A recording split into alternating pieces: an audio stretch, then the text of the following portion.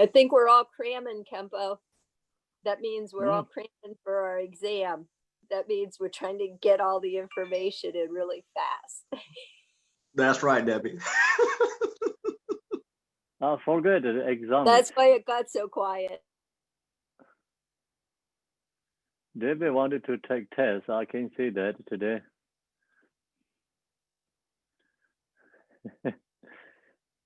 So we have to test for who is not showing the face. No. Right? So they wanted to be hide. That's right, Kempo. I think so. We have to also think different ways.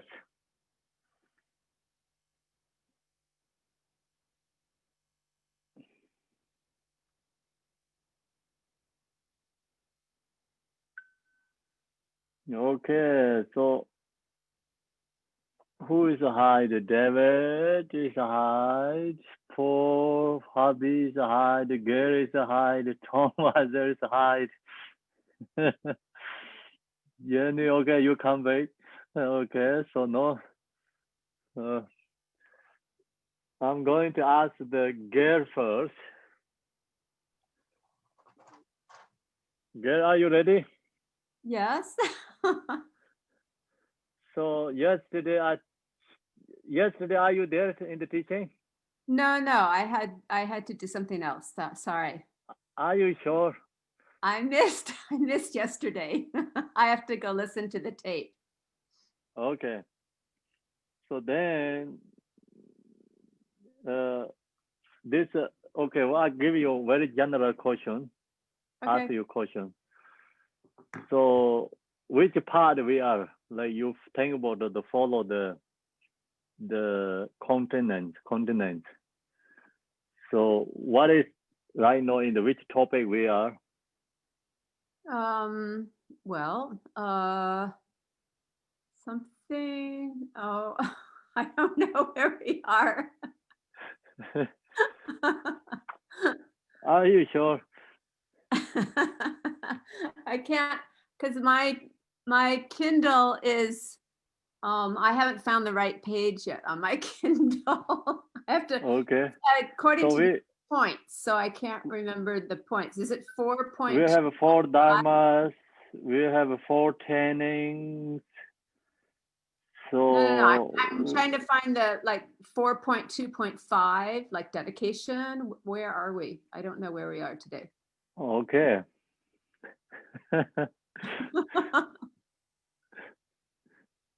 So do homework, okay, again.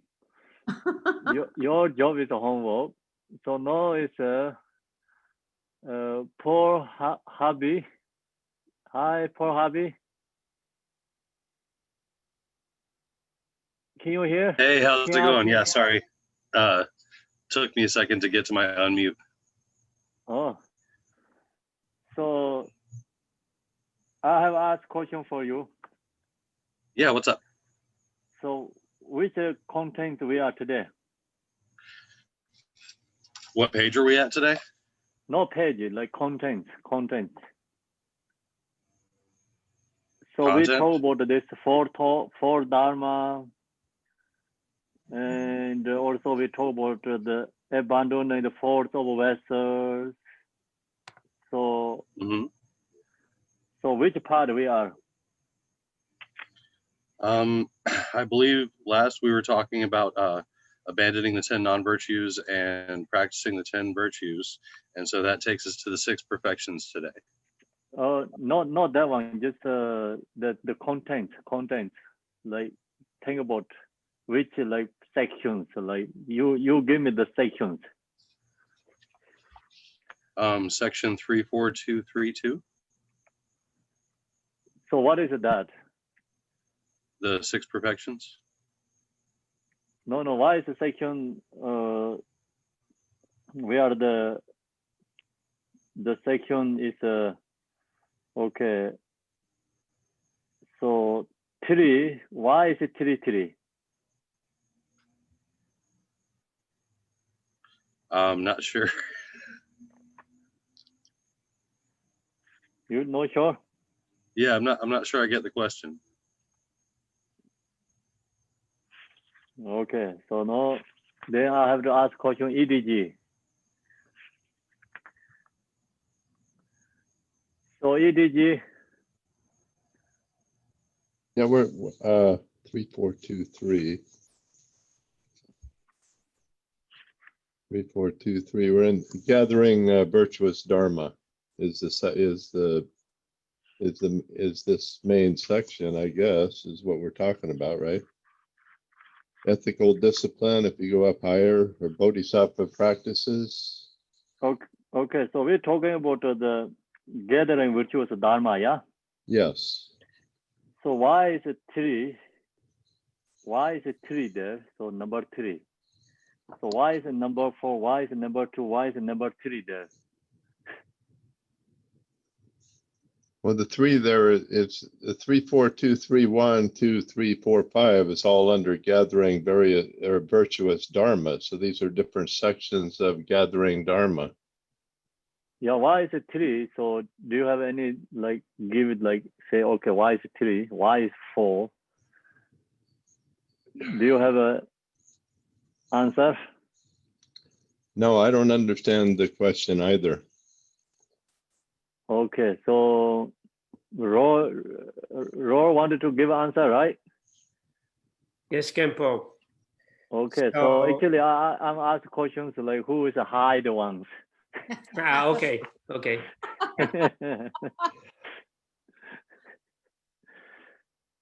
Debe Connor.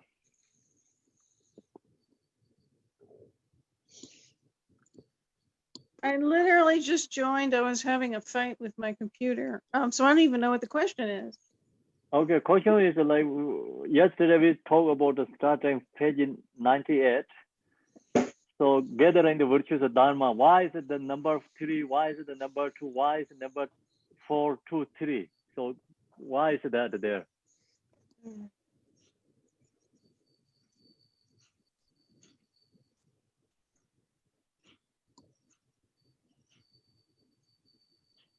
Well, do you mean that this is the structure of the Lamrim text? Yeah.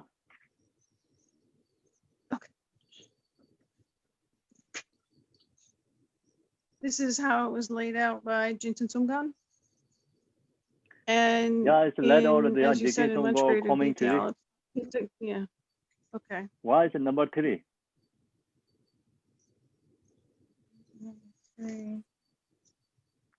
Kind of not understanding the. Okay, I'm kind of not understanding the question. Hmm. So you came up with Okay. the 3 sections of aspiring, engaging, and gathering virtuous dharma because you distilled it, No, and no. that was okay. Okay, I want to ask question Alita. Hi Alita, can you hear? Me? Alita. Oh. Alita. Aleeta.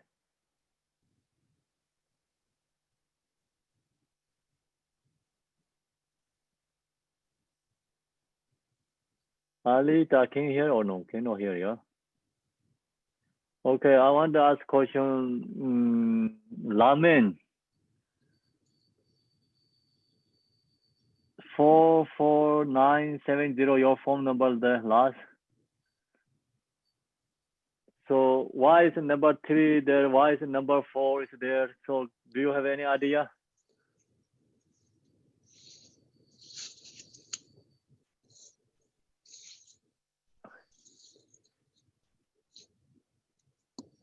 No answer.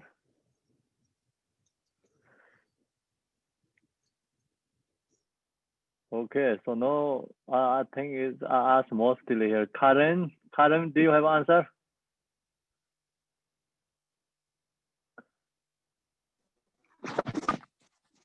No, I don't have an answer. What's the question again? Number 3 and number 4, this is our virtues to give up, non-virtuous activity? No. What is the question? Question is why is this numbers? Can you give me the why is the number 3 is there? Why is the number 4 is there? I can't.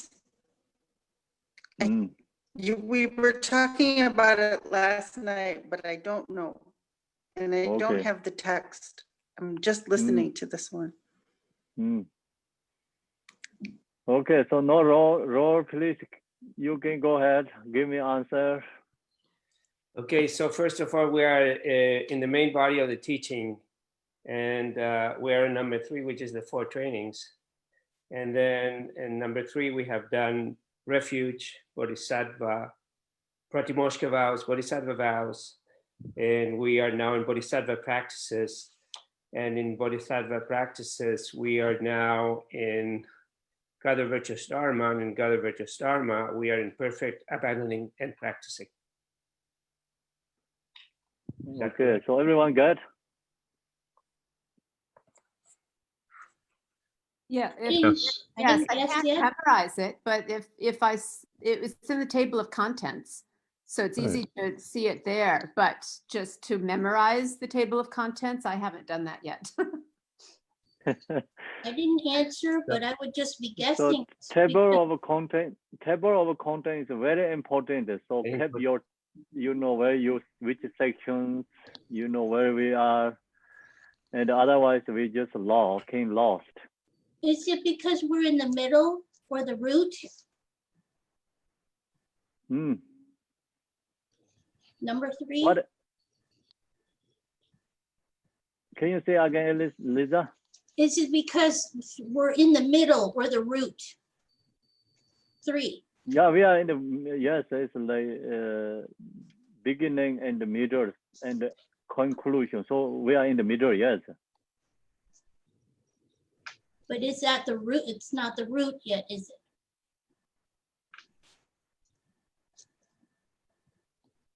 So can you say again what means root? Root. Hmm. Like where a tree grows from or a plant grows from that's under the ground. Like the root text. Oh. I didn't understand what you mean.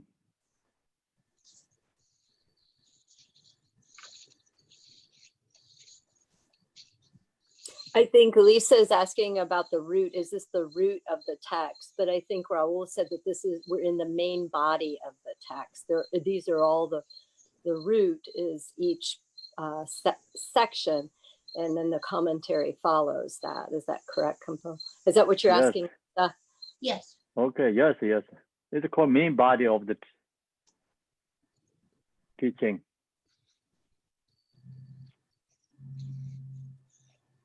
Okay. So now, then we go into the teaching. So mostly hide ones didn't give correctly answer. That's the reason they are hide.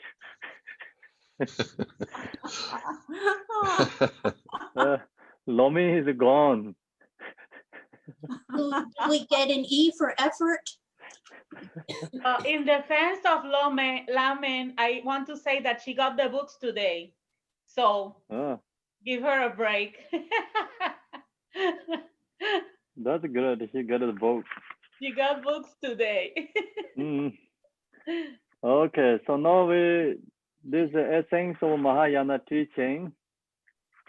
Please look to the contents. It's page 5 if you have a book.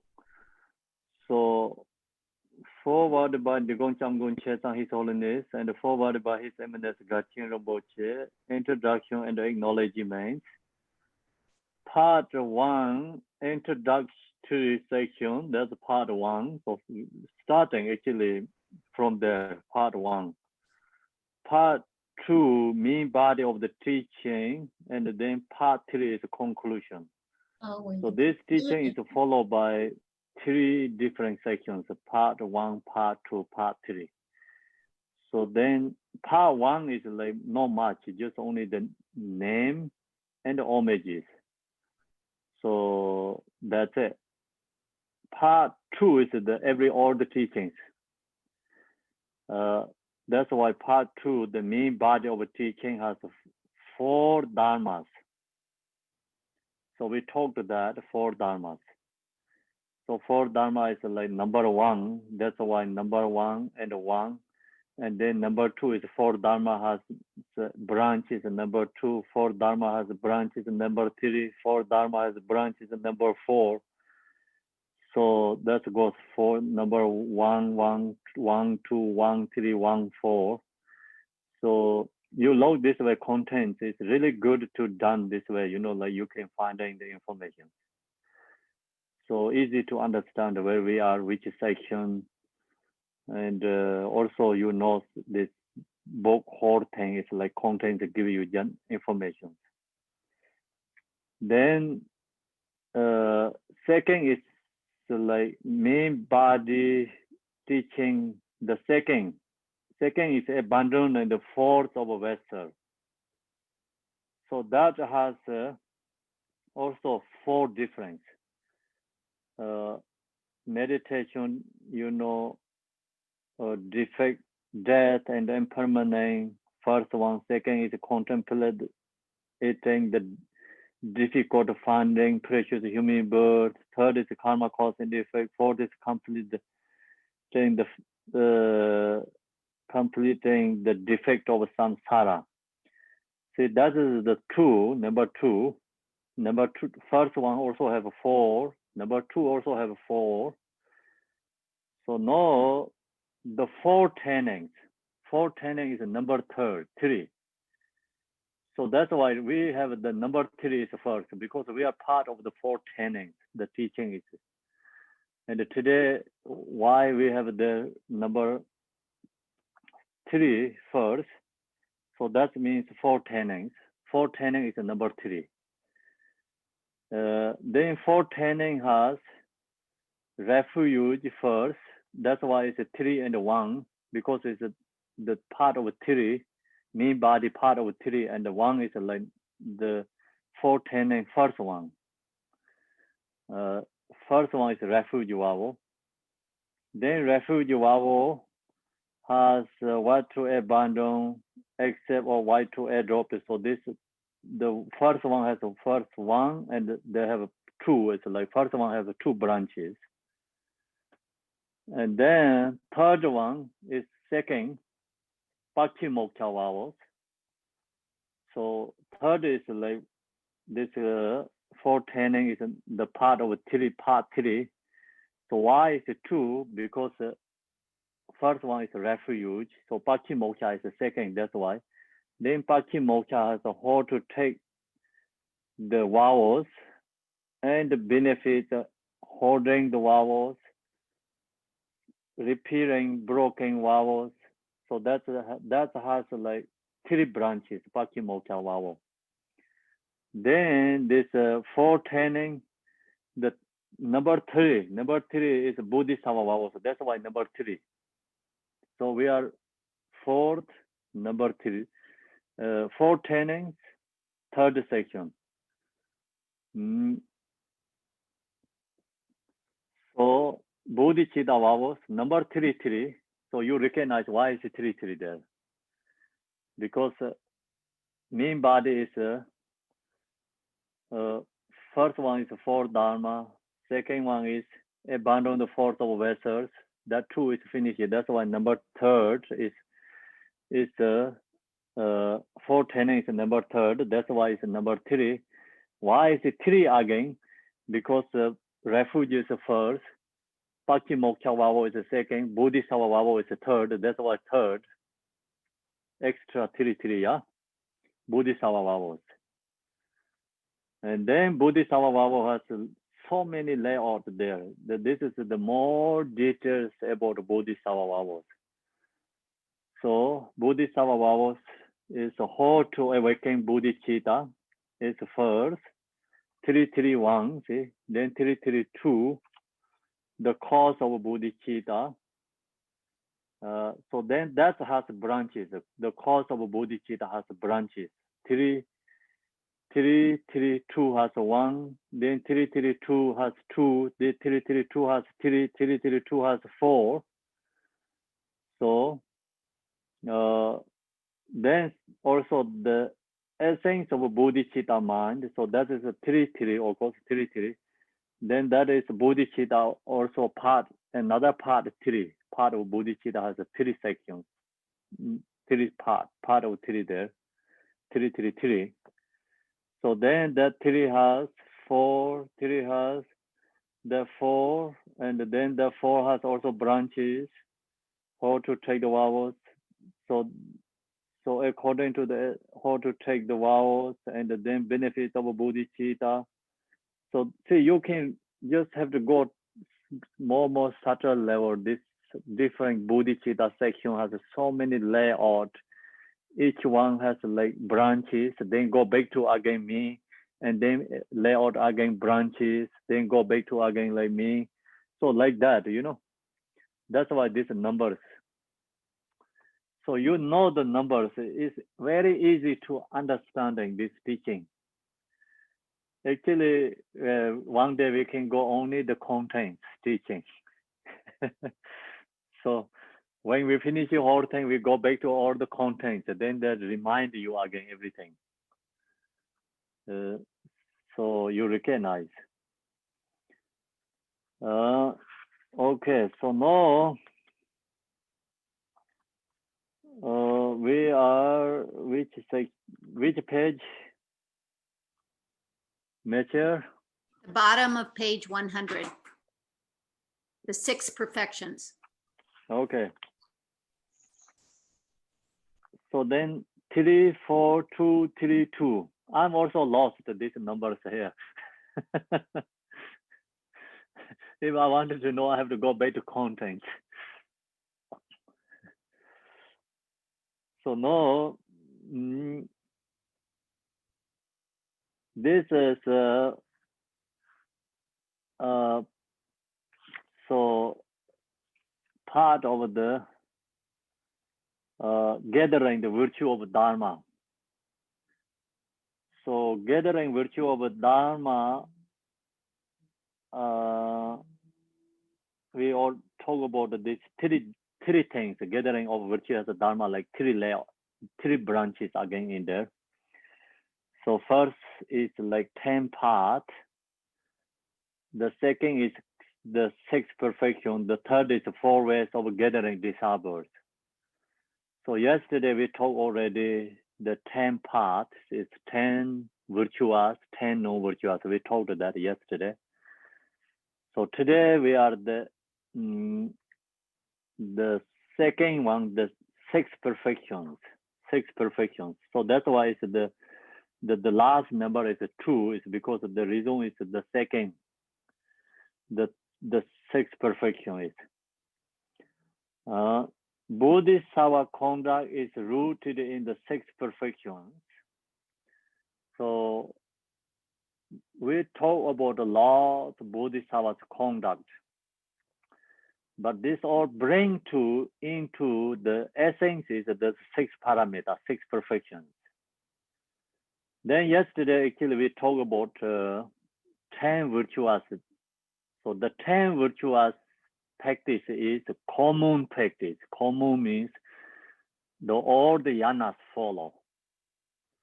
Then when you talk this here, when share the teaching, talk about 6 perfection, that means Mahayana, not in the Hinayana tradition. The 6 perfection is extraordinary. Yesterday we talked about uncommon.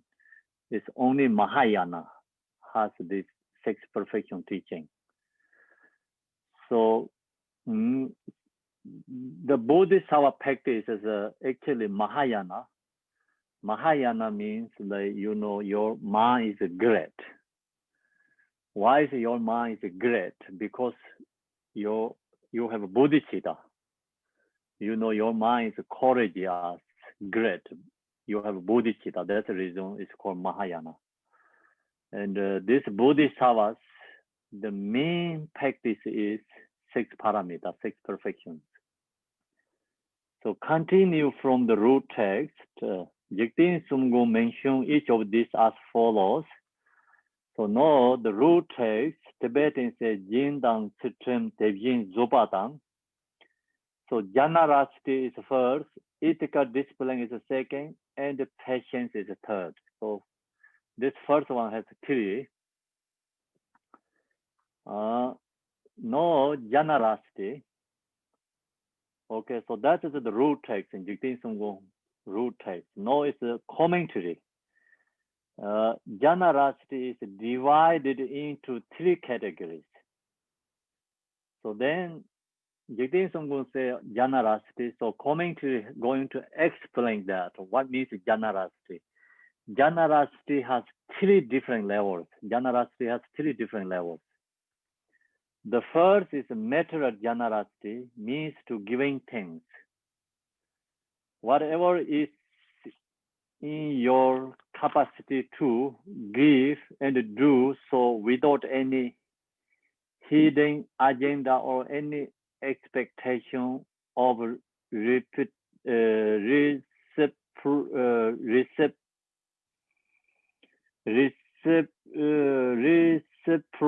I think, reciprocation or karmic reward. So that's a very high level generosity. Mostly regular beings hard to do without any agenda, any exception, you know, of reciprocation of karmic reward. So usually ordinary people generosity always has something agenda. If you do something, so I wanted to create accumulation merit. You know, I wanted to purify my karma, or I want to do this generosity because people think I am great. So, you know, people think something, you know, like I get good names, like see the politicians, people give lots of money for them. They always has agenda, right? So like that, that's all it's a generosity, but it's not really perfection generosity. And so generosity is divided into 3 categories. First is like called material generosity. Material is like you giving food, clothes, you know, some object to giving other people. So if we're giving to homeless people, we think, oh, I wanted to give this homeless people. I want free from my karma, reborn to the hungry ghost or something like that. That's also have agenda. So actually that generosity is great, good, but this is talking about like highest level generosity. That's why, you know, without means like you wanted to get 100 pounds. So you have something expectation, generosity. It's good. You can get like 10%, 20%, like 50%, you know, 60, 90%. If you want to get 100% great, then no expectation. So that kind of like generosity is without, you know, like understanding view, it's very hard to get that level. So that's the reason when we do the dedications, like talk about the Manjushri, Samanta, Bada, so we follow you, you know, like means like they have no expectations, whatever they do. So we also say whatever we do, we follow you. Same as like you just like dedication. So we do the mentally. It's we cannot get that level. It's without you know realize. So realization is kind of you. Illit you have realized like everything is a delusion, you know, and same as dreaming, or you know no dualistic view. So then you have that kind of levels. So otherwise, like we are regular beings without something expectation is like very hard. But it's not bad, you know, nothing bad. You have agenda and expectation, something you have good motivation. So this is talking about highest level, 100 points, you know, like talking about perfection generosity. Perfection means like 100% pure. So that kind of generosity is regular people, it's not really possible get the level. So that when you get that level, that means like your generosity is completion. Like already you have a completion, your practice generosity level. Until we get that level, of course, we have to practice. So when Buddha said generosity is antidote to self-grasping and create accumulation merit, that's the reason first practice is generosity. This is 6 parameters. The first one is generosity. He shared that. So without generosity, and you cannot create accumulation merit. So that's the reason. Also, Buddha also his first practice he did generosity, helping for others. So that's the reason Buddha also mentioned about the generosity first. And then he said, if generosity is, you know, how to say something you do that is like simple method, but it's big benefits. Big benefits. Who does generosity? It's harder to do because we have a selfish, self-grasping, not easy to something giving, let go.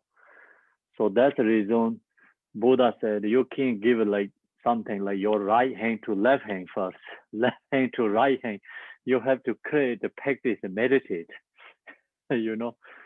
And so then you can give something very simple ones, you know, easy ones, like you have extra or something, you are okay, so you recognize. See, selfish who has strong selfish, self-grasping, like they own so many things extra, even they don't use, but they don't let go. So something like if you hold so many things, but going to expire, but they still just let go expired, you know. It's one day they not really have again use. So many things like that followed like this, years go, then the thing is not valued. But still they don't want to give for others. And they hold, even they don't need, but they don't really give it. Because that is like, we can see the people's selfish and grasping. No any wisdom. So you have hold on to something, the value is to become better and better, then okay, you don't give that. But something like, you know, goes by monthly, years and years, then it's become no valued. Some people has many things like that, but they don't use, but they just don't give. They always think I need that, but you actually look really carefully, they're not really needed, they're just one thing, that's it. Okay. So that kind of people have to give generosity, like right hand to left hand to right hand. And then some just who has good, you know, like create that, and then they're giving things like, okay, I don't need to use this. Even I wanted that, but I really don't need. So you recognize that, and then who really need, so giving is great. They create accumulation merit. And so when we wanted to reach the Buddhahood, so without accumulation merit, not possible to get into the Buddhahood. So that's the reason we have to create a generosity, create accumulation merit first. Then generosity is also actually followed by individual level. So someone can give it like $1 million to someone, you know, charities, donations, but someone can give $100. Someone can give $2, $3. Someone can give food, drink something. But who has more merit? The merit is not followed by amount. So merit is followed by intention and your ability, like kind of like much of like, if someone can give $1 million, someone only can afford like can give $5. These two is like you know, merit is kind of like same, queen be same, king be different. We don't know because it's like depending the, you know, it's the agenda. It's like intentions. So that's the reason the lot of stories. The stories also giving the information, so like everything clearly. During the Buddha time, King Sajja, he invited Buddha, so he's all the retinues together, Buddha, so many monks, and he offering the lunch, big ceremony, and create so elaborated. So then there have one female is the very poor. She is very poor. She has a strong, only mainly really heartily rejoice for the king. And then she wanted to make one butter lamb. So she can't afford that. She begged the people, and then she going to buy the butter. So she cannot get actually whole thing, the one butter lamb. So only the maybe need $1, but she has 50 cents. So then she wanted to buy the butter. Who sells the butter? The person says you need $1, like get the butter. You want to make the one butter lamb. So she says she has 50 cents. Then he knows her, you know, like intentions. That means like she really wanted to do that. Then he said, okay, I give you just butter is for 50 cents, butter lamb. So she bought the 50 cents butter lamb, and then that butter lamb put into the king made thousands of butter lambs. So she put into there, and then when Buddha he finished the lunch, and then he said, I'm going to do dedication for this lunch, you know, merit. He said, someone has more merit than king. So who has more merit than king? This lady, poor lady, she has more merit than king because her intention rejoice. And then next day, the when evening comes, the butter lamb is no evening. The I think it's a daytime something. Then the butter lamb, for some reasons, like I think that other butter lamb or is extinguished. So that is burning. So I think that butter lamb is put in the temple somewhere. Then the morning Kingavo means like it's Buddha's disciple. He comes. He see the butter lamb in the burning there. So he think daytime, he think no need. This is a great nighttime. You know, I wanted to save. He wanted to save that, and he wanted to create nighttime. You know, you can see more and like nice, you know, butter lamb. So he used his ropes and tried to, you know, extinguish the butter lamb and wanted to carry that, but he cannot care. So then he used all his method. He cannot care the butter lamb. Then Buddha comes. He said, "You cannot care this butter lamb because this butter lamb has so strong aspirations, and the aspirations you don't have that practice level to care." So then Buddha shared the stories about the butter lamb, the big grown and aspiration and rejoice. So that's the reason the merit is not followed by amount. It's followed by your intention, aspiration, and you know, like your heart, what you can do. So that's the most important. That story is actually, you know, give clearly answer there. It's not followed by amount. So or it's intention and what you can do. You just really do that. That has more power. Okay, so then Janarasti. So we have to practice starting, you know, like levels. First, we're giving easy ones, like of course, like beginners give right to hand, left to right hand, and the practice. Then slowly, you know, you give up what easy to you can giving. So that become habituate, strong, and become your mind create that generosity mind, and then you give up everything. It's no problem.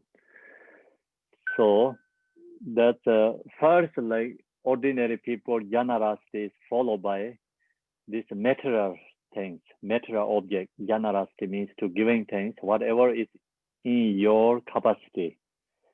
So generosity is also followed by our capacity, what we can do, to give and do so without any hidden agenda or any expectation of reciprocation or karmic reward.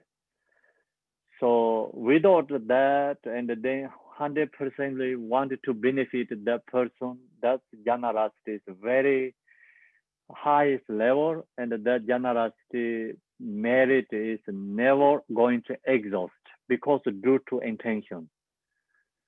So some generosity can be exhaust.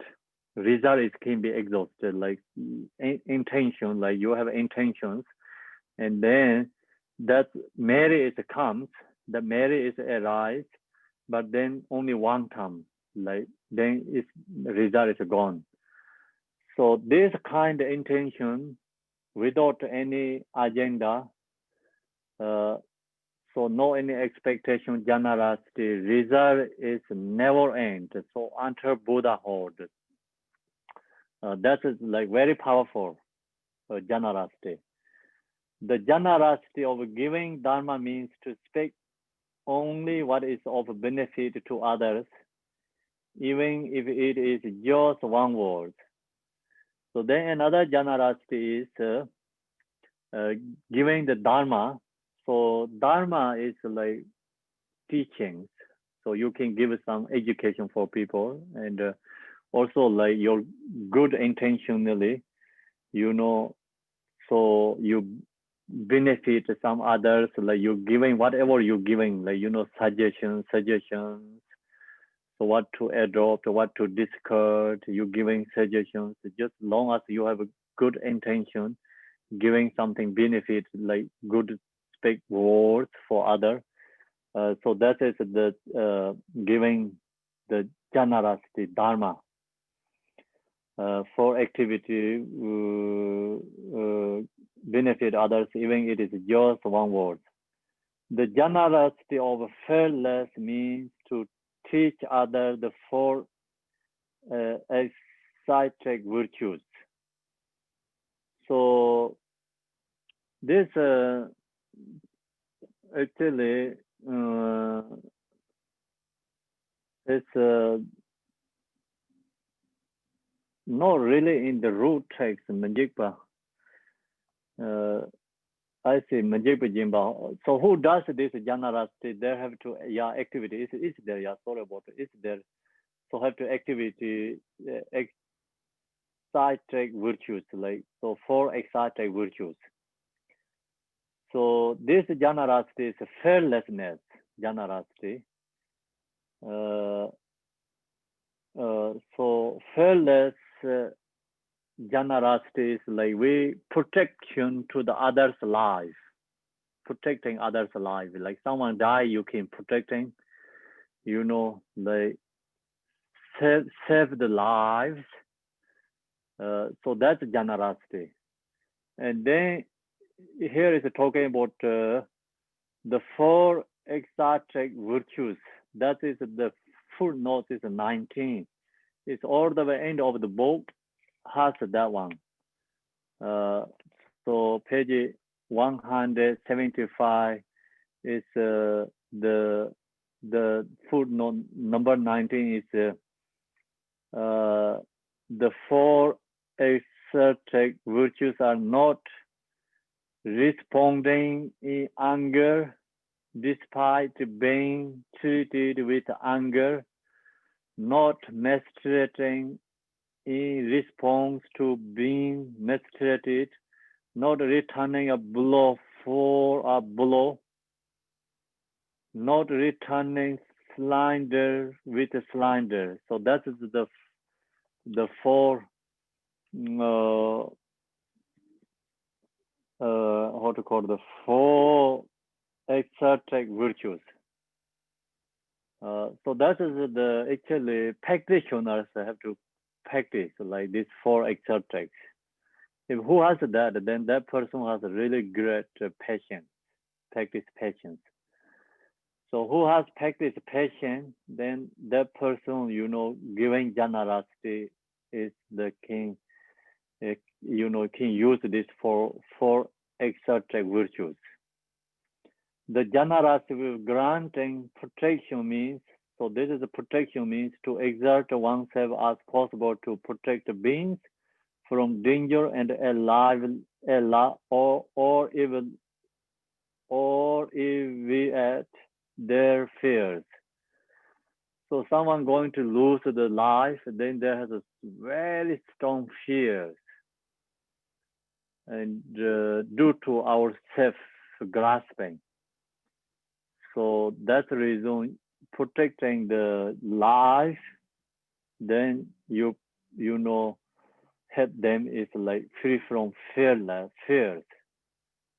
So that's the reason that is the generosity, part of generosity, protection.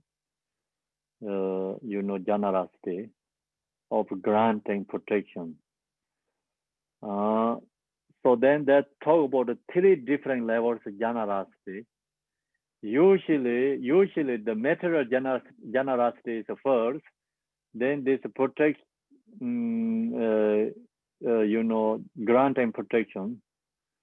That is the second, then giving the dharma is the third, but this is to follow the little bit different. The reason is that generosity, dharma is the highest level generosity. And the material is the first, then protection is the second, and the generosity, dharma is the third level. So easiest one is the first, then second, then third. Usually follow like that. Ethical discipline. So you can see, you know, in this 6 parameter, also you can get some information different. Usually you get teaching 6 perfections, 6 parameter. I told that teaching already last couple of weeks ago in the stage of meditation. So here also has a little bit different ways you recognize, you know, this 6 parameter. Ethical discipline also has 3 categories. So this also has 3 categories.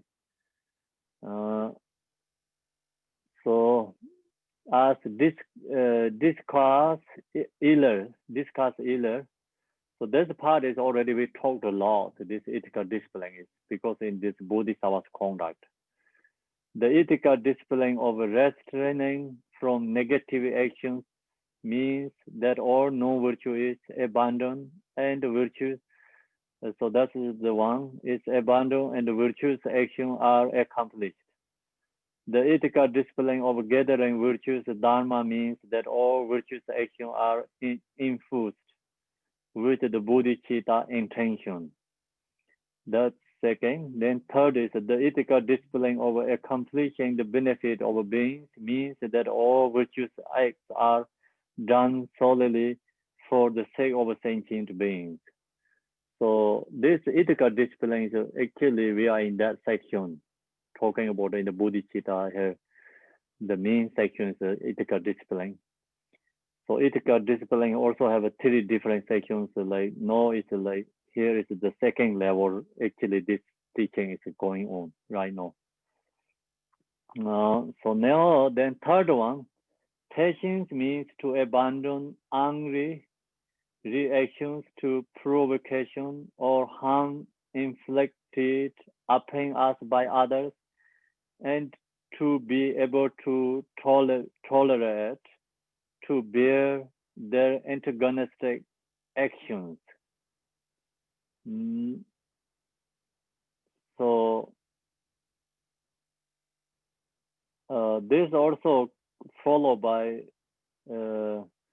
different levels. So Then also you have to think about something different, where like your mindset is change your mindset, then you can get more patient practice. So patient means to abandon angry. So we know that reaction to provocation. Usually we, someone makes difficult and hard for us. We have angry and we do reaction very fast.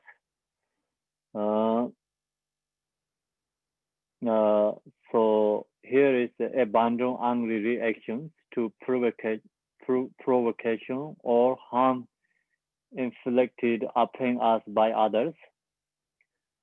So then also change our mindset.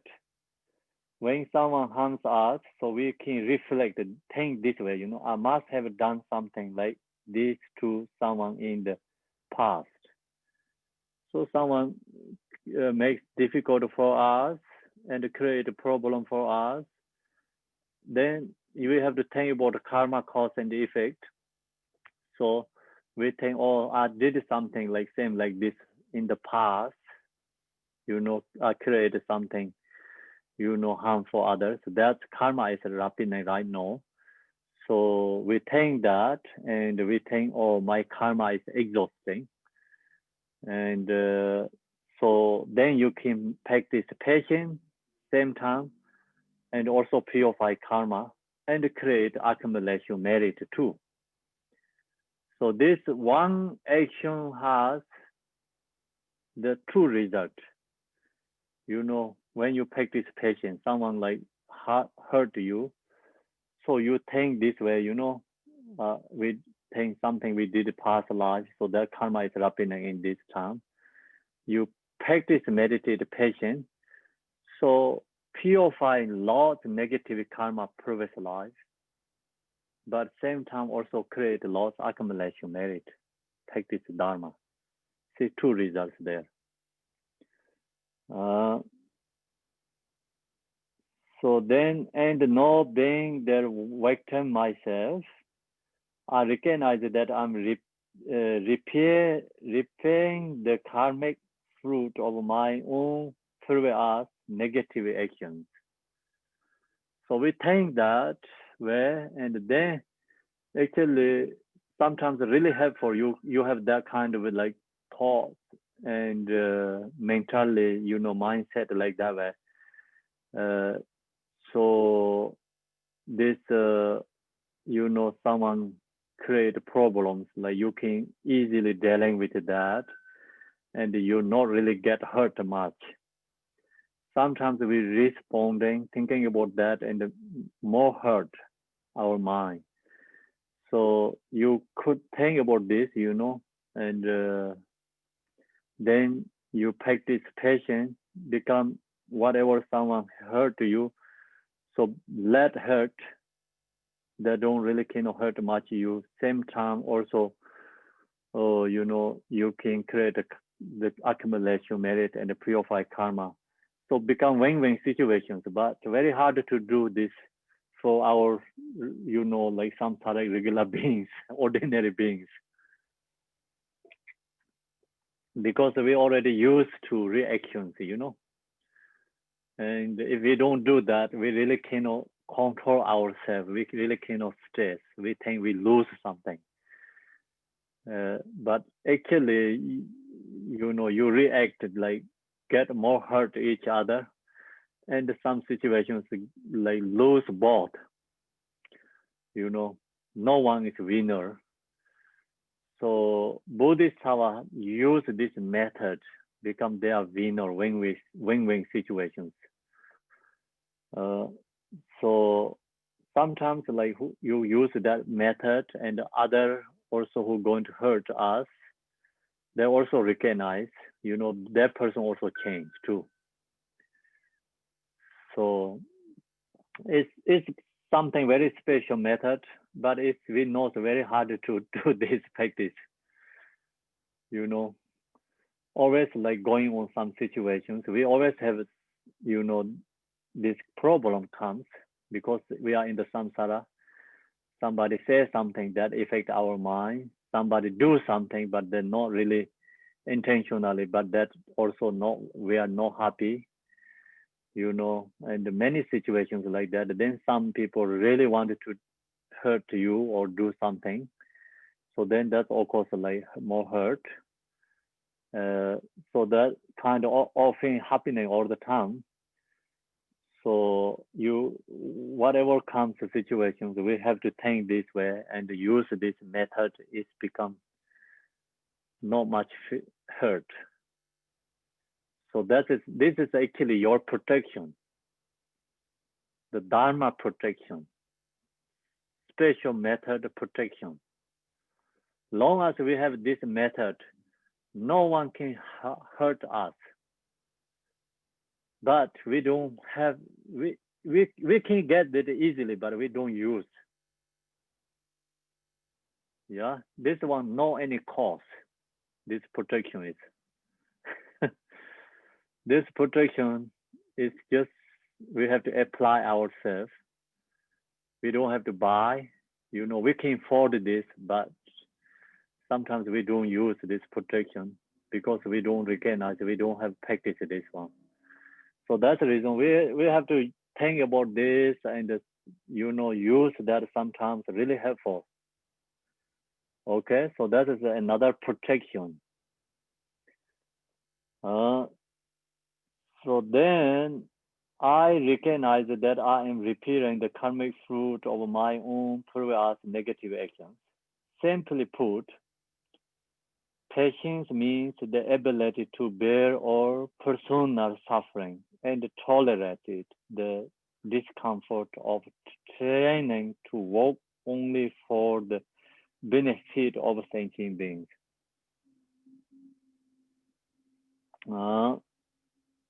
So then the remaining, the three perfections are listed sequentially in the root text. So we already talked three, so now it's another three, 6 parameter. So continually coming, the root text, Sundi something shiraparosing. Sundi means diligence, something means meditative stability, Shirab means wisdom, so Tibetan, okay, Shirab. The perfection means parorsing. So easy to explain that one. Sometimes the Tibetan is harder to explain English. So now, first one is diligent effort. Sundi means diligence. So diligence can be classed into 3 categories as well. Diligence of action refers to abandoning otherlessness, apathy, and laziness, and wanting to bring all sentient beings to the state of Buddhahood. So that's the first one. That's this passion, the joyful effort diligence has 3 different sections. So this is the first one is diligence can be classed in 3 categories as well. So diligence of action refers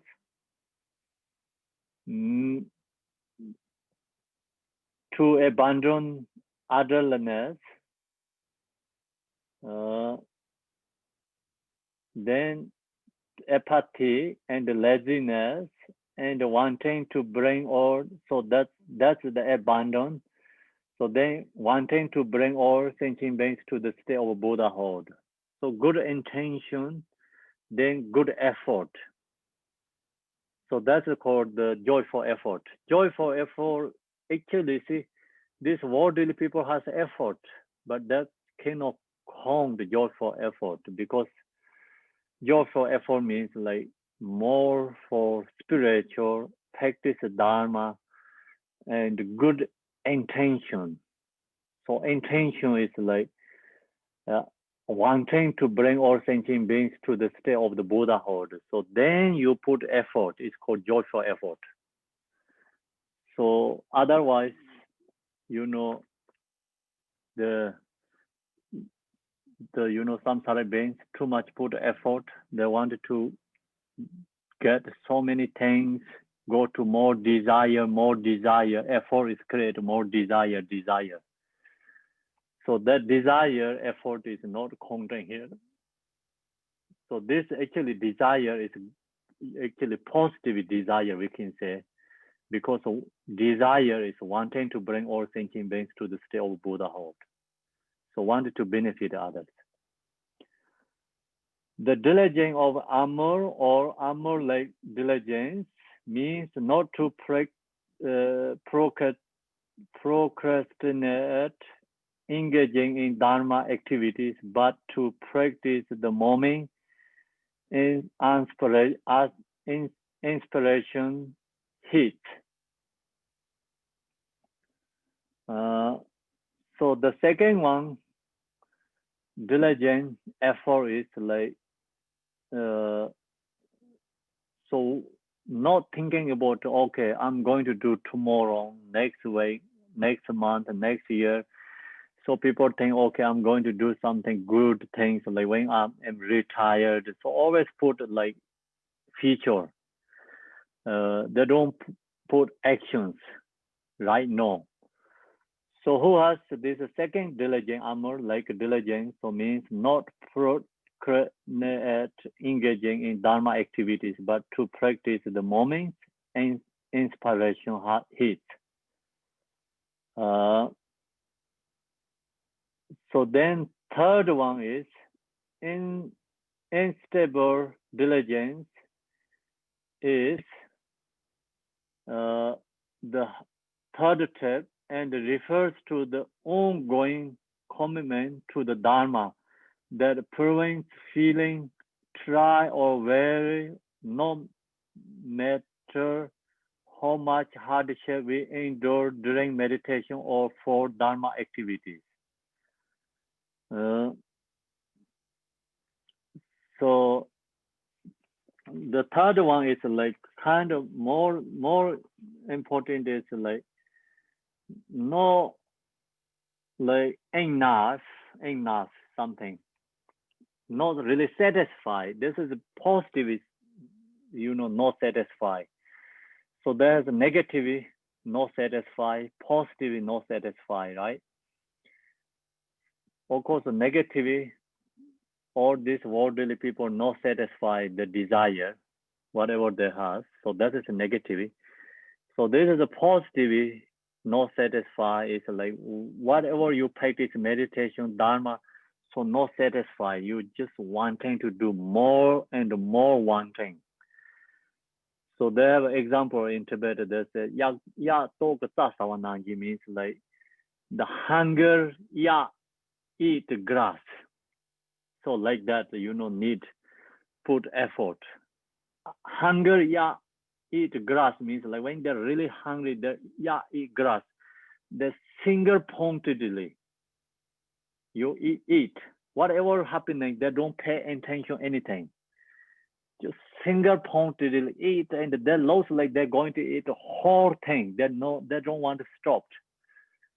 So like that, we need effort for create for positive, non-satisfied practice Dharma. So that is the last part of the diligence. So long as we have that, we get completion, whatever we want. So long as we have a diligent, then we can get a result. So we can get Buddhahood, not is depending the diligent. Long as we have diligent, we can get Buddhahood. That's already yesterday we talked. Think about Malarepas, Angula Malas, all these stories. They also did so much non-virtuous deeds, but then they change and then they put effort, they put diligence, and one lifetime they have get a result, Buddhahood. So many like that, so many, examples. So Long as you put effort, we can get a result. It means doing away with being satisfied with a limit amount of practice or Dharma activity. It means that when it comes to the Dharma and the Bodhisattva conduct, we never think, okay, I have done enough, no. So not enough mind. Okay, so that's, you have to understand that not always enough, not enough mind. Not enough mind is not great. That brings you a lot of suffering, but if you follow the negativity, so this is we're talking about the positivity. Also you think about the like Vajrasattva practice, it's not enough mind, negativity. It's like negativity, but not enough mind, positive is introduced to not enough mind, negativity. So, you know, we like already told heat, introduced heat, cold, introduced cold, right? So actually we have so much effort for the samsara activity. So samsara activity, we didn't have enough mind. So then that's the reason everyone created their own hungry ghost, especially these business people and who own the companies. They created their own created, they are hungry ghost because not enough mind, you know. So that is a negativity. But then what is the positivity? What is the positivity? Not enough mind is introduced to negativity. So joyful effort, diligent, not enough, not satisfied. So that is the antidote to the negativity, not enough. Make sense or no? Okay, so okay, I have done not enough. So that's you have to understand in positive and negative. Otherwise, you get wrong understand. Don't follow the negative not enough, okay? So we already have that. So now we have to give up that. Use this diligent, positive, not enough. So then that's antidote to negativity, not enough.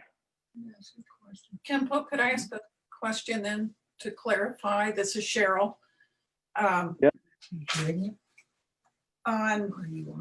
Yes, on not enough, there are two ways to think of that then. The negative way, not enough mind, I don't have enough, I need more, I'm grasping, I want more, or not enough in that I should not stop the bodhisattva practice. I have not done enough. That's the more positive spin on that. So there are two different ways to, okay. I just want to clarify that, okay. Intentions, negativity and positivity, not enough, something different there, right? Yes. Bodhisattva's activities not enough. They never think they're enough. They, 24 hours put effort. So that's a positivity. Okay, thank you. So benefit others. Yeah. So there's a Dharma, is you see or you study this Dharma teachings, you understand them very clearly. Something like we always thinking about our own benefit, that's actually really harmful us. Something we do for others, give up ourselves, is that really benefit ourselves. So that's the Dharma, it's the worldly people and the Dharma is become like totally opposite thinking. Contradict, like worldly people always think, I have to benefit myself. I always think about myself. I do something, work hard. I wanted to do myself. I have to create that. That thing is like benefit ourselves. But actually, result is get into the hungry ghost. Okay. So bodhisattvas, like, they don't think about themselves, always think about others. The result is become enlightenment.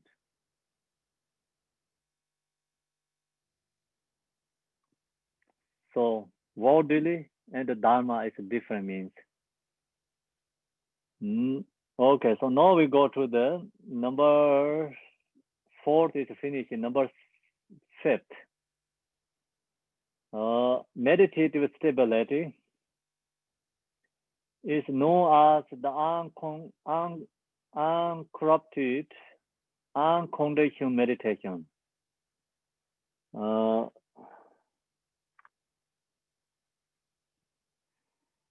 So this is called uncorrupted, unconditioned meditation.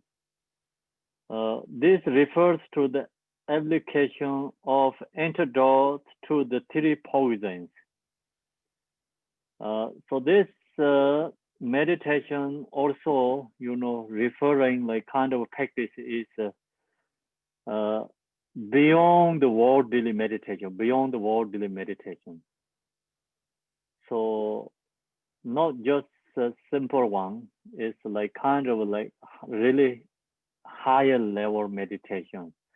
So that's why it's called the uncorrupted, unconditioned meditation. This refers to the application of antidote to the 3 poisons. So that then you practice this way, this meditation is antidote to the attachment, ignorance, and anger, 3 poisons. Meditating on the progress, on the grotesque and unattractive aspect in object of desire, meditating on love as antidote to anger. So how to then this meditation is like unconditional meditation, also antidote to the 3 poisons. How to use that? Meditating on the grotesque and unattractive aspect of an object of desire. So grotesque is like something, it's attachment, right? That is attachment. Grotesque is something that's ugly. Ugly, I see. Yeah, it's ugly, it's hideous. Okay, on the grotesque, right? Grotesque. Grotesque. Say again. Grotesque. Oh, sorry, I say P. Grotesque. Grotesque, we have to use that method. We have to use that and then attractive aspect of an object of desire. So this meditation is like long during this, Buddha time, and after this monastics require to do this meditation, use this one, meditating on the grotesque. So you use that, then you are not attached to the object. Something like we attach to the object, and then you analyze object is not perfect, recognize it's ugly. So then not attached to, like example, we are attached to the body, and you have to think about the cemetery. So in the cemetery, then body, like what's going on. But it's Tibetan cemetery is different than here. So in Tibet cemetery, you can see the body, people, the who take care of the cemetery, the yogis, they cut the body, feed for birds. So then you really see the whole thing, body's essence. So that means not attached to the body. So there's some people meditate that cemetery. Meditating on the grotesque and unattractive aspect of an object. So then not attract to the object of desire. So we can use also impermanent meditation like that. So then meditating on love as antidote to anger, then we meditate love, compassion is antidote to anger, and meditate on the nature of interdependence or origination as an antidote to ignorance. So this meditation interdependent origination as antidote to ignorance. So then we recognize where we are really come from, why we are in the samsara. So you get wisdom. That is the antidote to the ignorance. Usually we don't know where we are come from, why we are samsara, why we are stuck in samsara. So what is the causes of samsara? We don't understand anything. You study this interdependent origination. So then asking antidote to ignorance. The realization that the nature of samsara is nirvana comes from seeing that the essence of all of these interdependent phenomena is beyond arising, cessation.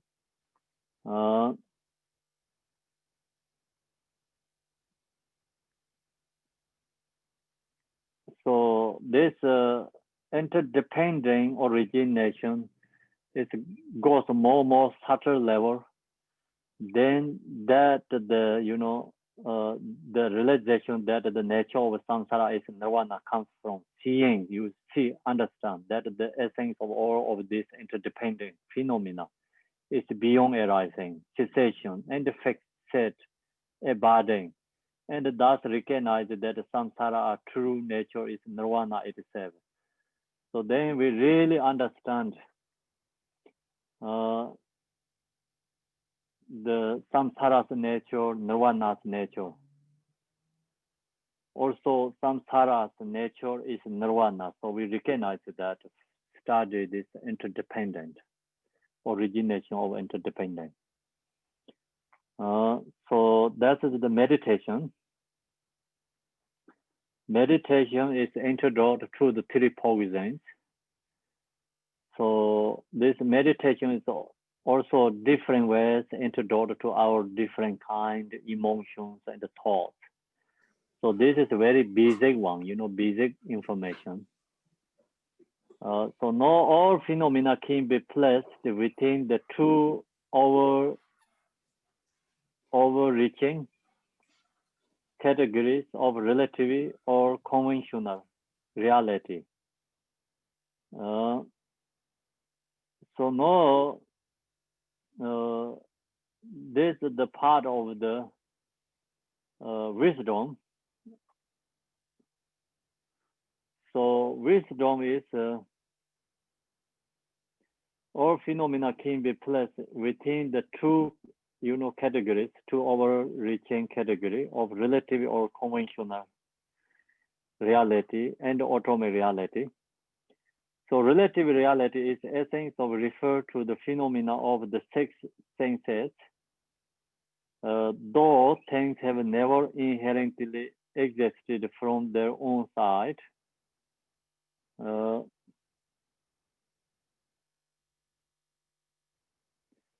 They appear rare to the confused mind. So we see this, all this six senses object is appear to rare for us, the truth for us, but reality actually this six senses object, those things have never inherently exist from their own side. It's delusion, not really exist there. But this appear to for us, the reason is because we don't have realization emptiness. So they appear rare to the confused mind. Our mind is a confused mind. So then this six senses object, the six senses object is rare for us. That's the reason we are, attached to the six object, fixation to the object.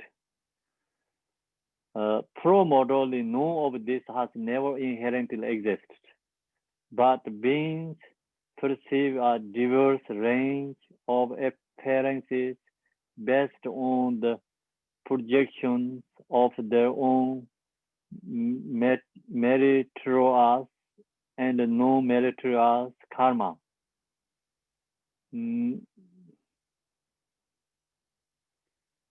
So actually, these things not inherently exist on beginningless time.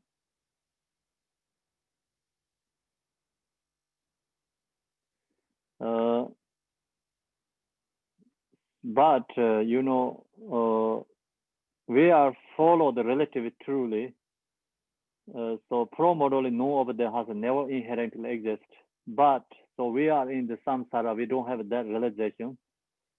Beings perceive us, so we receive this, object is a diverse range of appearances based on the projection of their own meritorious and non-meritorious karma.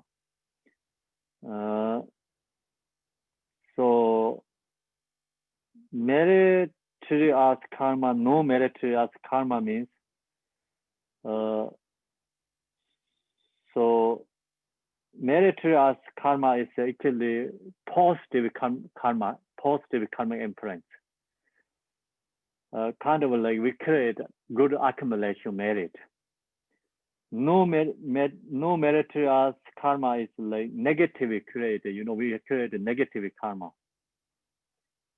So we are in the relative level. We don't have this realization about this object is pro-morally known of us never inherently exist. We don't have that level meditation practice. So then we follow by, positive and negative relative truly. So sometimes we create a positive karma, sometimes we create a negative karma. So that's the mention about their own meritorious and non-meritorious karma. The confused mind grasps at these perceptions as being rare. So this confused perceptions are the truth for us. So that is called the relative truth for us. Hence, the etymology of the word relative reality. Kingzop Dempa. So we call Kingzop. Kingzop means like not really the inherently there, but looks there, but not really there. So that kind of called Kingzop means. So, but we don't recognize which things, everything is rare. But Tibetan word, the Kingzop means like looks like there, but not really there. Zob means like kind of, yeah, it's nice, something there, but not really there.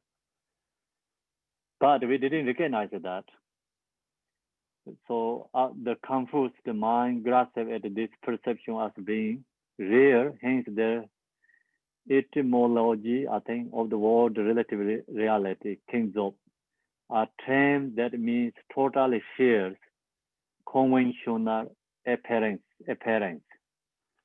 So that is fears, not truth. So that is called relative truth. You really look into there is no exist.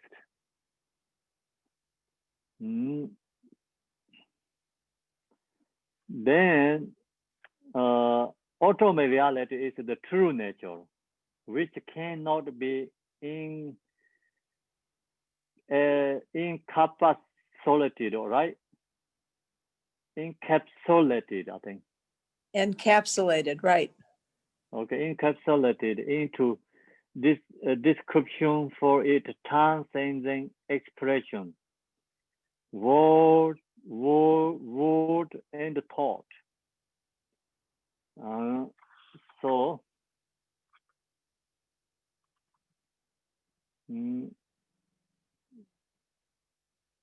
So then this absolute truth is like, which cannot be encapsulated into descriptions for its transcending expressions. You really cannot find, cannot put a label to that. You cannot find the reality essence in there. So that part is really good to in the like when we share this stage of meditation that talk about the three avenues, something like that. So we share that during the Vajrayana teaching generation stage part there, talk about the three avenues. So this three avenues logically, like this everything object is not really exist. It's very good to logic three avenues. So that is the same thing here. It's kind of, it's a transcendent expression, word and thought. It is beyond discursive mind, beyond a view that affirms, and beyond a view that refutes any others. Because the thing is not exist, then you cannot put a label, you cannot put anything in there, Then thing that is not exist, then is beyond the expression, transcendent. So it's transcend or assertions. It cannot be described in words or with conceptual labels. It is the unconditional nature. So free from the conceptual labels. So that is like one that actually cannot put labels, because reason is it is the unconditional nature. Beyond all characteristics, its realization is what is known as ultimate truth.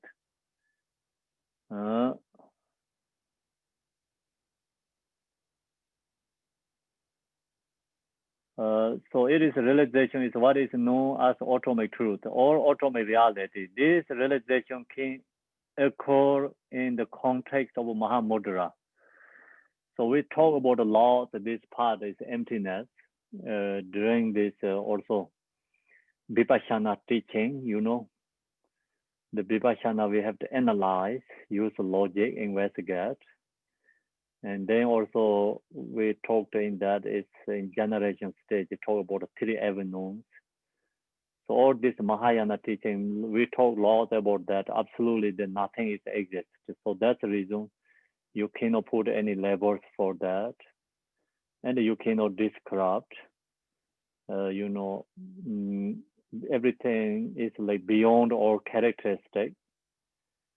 So it is realization is what is known as ultimate truth. So you recognize that is called absolute truth or ultimate reality. So that realization can occur in the context of Mahamudra. When you realize that, it's called Mahamudra.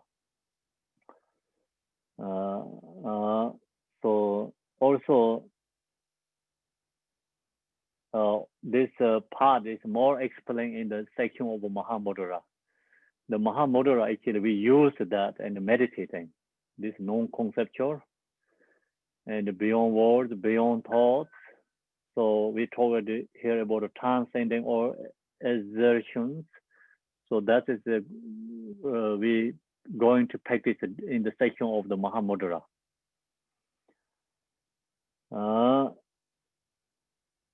So now I think we finished there better today. Time is gone. Time is extrally gone. Actually, we talk about 1 hour, but it's half hour extra. Sorry about that. This 6 parameters really long.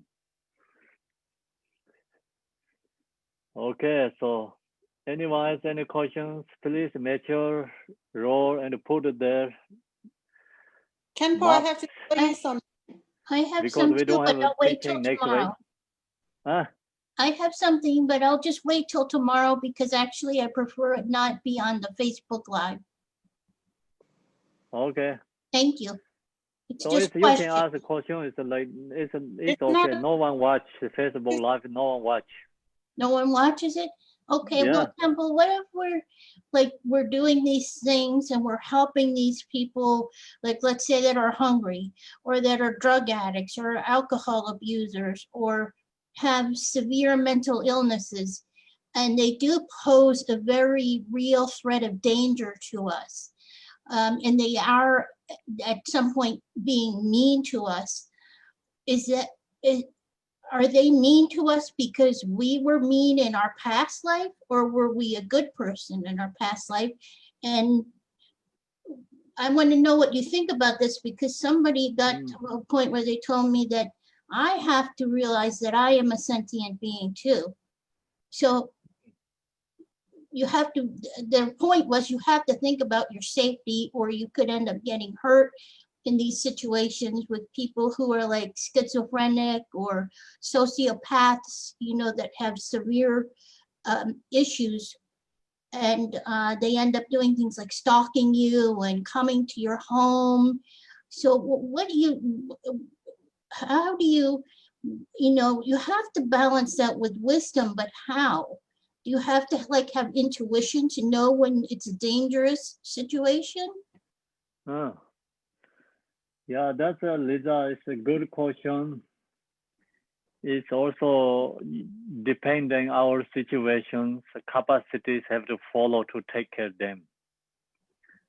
So without wisdom, it's compassion, only taking care of them is not easy. So you must have to understand and really can help them or not, you know, actually you have to recognize all these background situations. Then you, if you wanted to help, you know, something, you have to know the what happening, the person's like kind of like background, something. Then you can see, okay, I can help or not. So otherwise, like you don't know anything, you try to help someone, it's like that's become hurt more for you, and also they create others more karma. So they don't let happening that, okay? So it makes more bad karma for them? Yeah, of course, if you let them, you hurt, so then also they create karma. Okay, well, let's just say an example here. Somebody who has access to food, but they won't eat it because they don't want food. They only want the food to come from you, like a specific person. Like they say, okay, I'm only going to eat if you bring me the food. Then that's kind of a tricky situation to be in too, because you don't want them to starve, you know, especially if they're very skinny already. You don't want them to starve or go hungry, but they're kind of manipulating in that situation. And again, it's probably not creating a good karma for them, because then they're becoming dependent on you and not using what they have available to themselves. Is that correct? Yes, yes. Okay, so that person actually is due to the really the emotion. I think that who has that kind of, you know, like thinking and the thoughts, only I want to eat your food, only the follow the one person. So that person has attachment. Okay. Ignorance. Thank And you. yeah, so if you have ability to can help that, it's great, you know, do that. But then some reasons that create more problems, then they just have to stop that. So it's followed by the situation, day by day, month by month. You have to find the right method at any time, you know.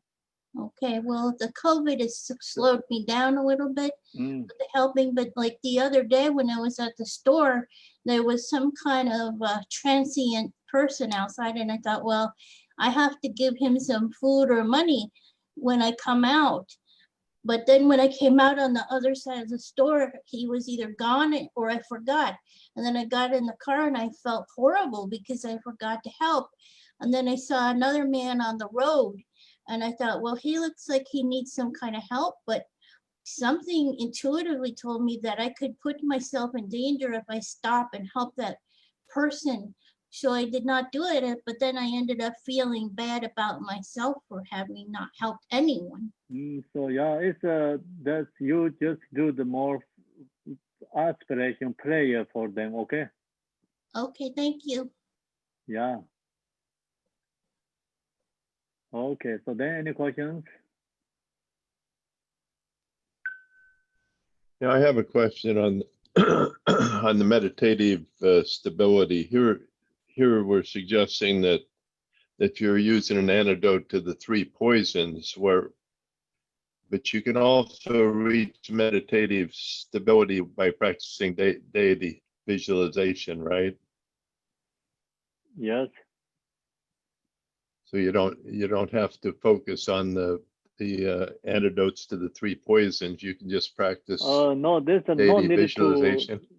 no need to think about it. Just when you practice, actually the practice is antidote to that. I wanted to antidote all this problem. So they never antidote. Oh, all right. Okay. Just you do something, it's like then practice is of course like antidote to the emotions, right? Yeah. So you make it part of your intention.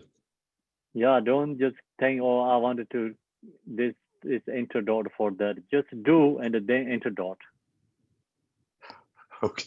Okay. Thank Yeah. you. Whoa, it's a major and the roar and the what happened there is crowded. Kempo, starting next week on Tuesday night, I can't do class. So I wanted to let you know. Just Tuesdays I can't Tuesday come. we don't have a class. But until December, Okay, it's I'm okay. gonna So take you, so you won't see me okay. Tuesday, but in the Okay. morning for meditation, I'll try and come out. So I wanted to You're tell welcome. you. So Thank you. Mhm. Yeah, this next week is we have a boom so prayers, no evening teaching. So following week come back again. This Mahayana teaching, essence of Mahayana. Okay. I'm still a little confused about one thing, Kempo. I'm still a little confused. So people who do these like things that like they're helping without fear and they're doing this kind of things we talk about, are they doing that? They're doing it because of past life karma, but does that mean they were a very bad person or an evil person in their past life? So you mean that some people no fears doing bad things for others, you mean? Yeah, they're doing helping all these. That is called, yeah, there's a big, there's ignorance, obscurations, very strong obscurations they have. Okay, That's so why I they're was doing probably that. very Okay, one is ignorant. like they habituate, used to, and then they already create obscuration strong. So then they don't recognize what they're doing. Then they do more. So that is like ready to go to lower end. So the helper has a past life of ignorance. Kempo, she means people that help without fear, not that do bad things. People that help without fear. People who help for the Yes. people who need help, so that person has no fears. That's called bodhisattva. Exactly. Thank you, Elvira. But I'm still wondering what was I feel like maybe I did something very bad before in a life to be the way I am now. No, you didn't did it bad because you have a good compassion. So you have a good karmic connections. That's all you did great, Lisa. Okay, so I'm not purifying something evil from the past.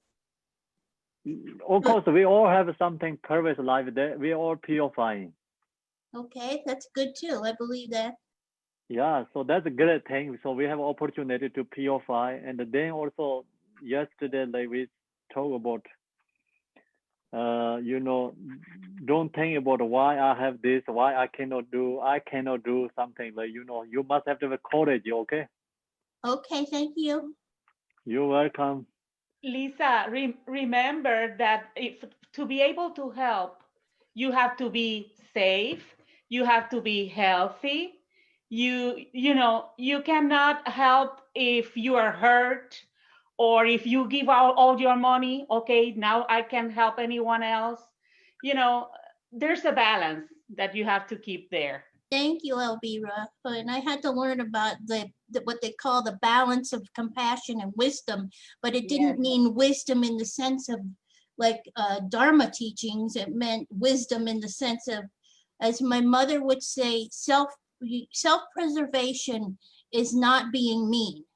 Because I've always had this feeling like if I don't help, I'm being mean. And she will say, no, you're just practicing self-preservation, and that is not mean. But thank you. You're welcome. Okay, so finish, yeah? Ati, can you see these cartoons? See, you created these cartoons. Yes, Kempo, I wanted to see a tour of the rest of your room. Oh, not What going to is give a going tour, on okay? in there? Just you can see the cartoons.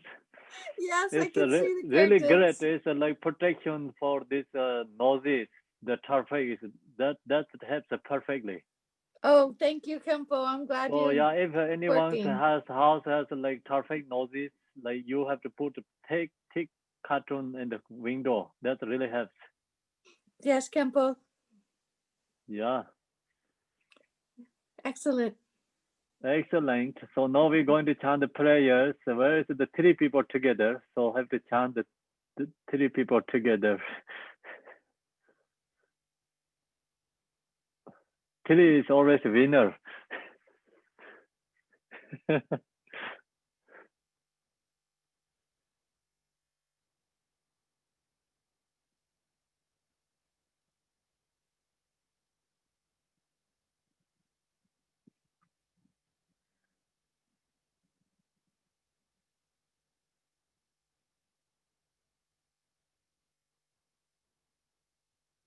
That's a Facebook page sharing, not the prayer.